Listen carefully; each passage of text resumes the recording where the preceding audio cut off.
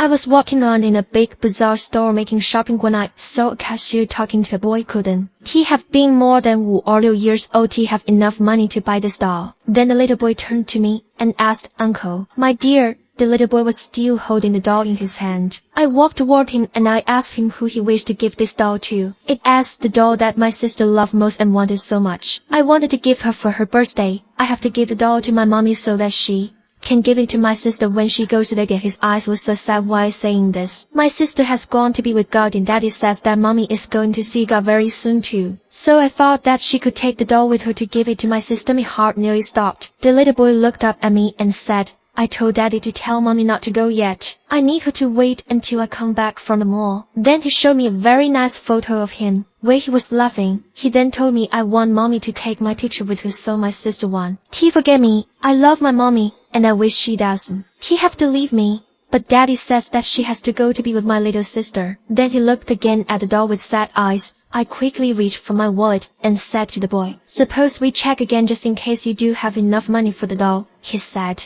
"Okay." Then I added some of my money to his without him seeing, and we started to count it. There was enough for the doll and even some spare money. The little boy said, "Thank you God for giving me enough money." Then I asked last night before I went to sleep for God to make sure I had enough money to buy this doll, so that mommy could give it to my sister. I also wanted to have enough money to buy white rose for my mommy, but he gave me enough to buy the doll and the white rose.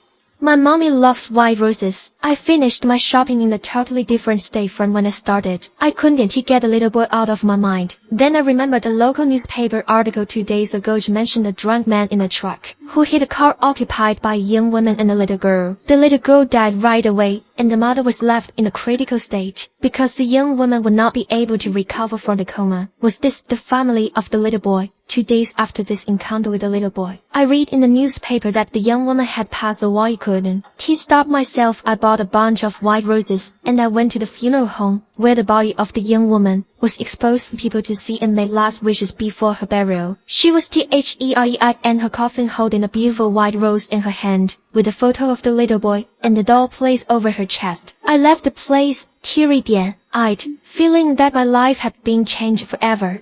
The love that the little boy had for his mother and his sister is still to this day. Hard to imagine a drunk driver had taken all this away from him. Moral: respect life, follow and obey rules, don't make anyone else to pay and bear for your mistakes. Do not make the mistakes which cost others something that can never be replaced. Always have a giving hand and extend your help to those in need and sorrow.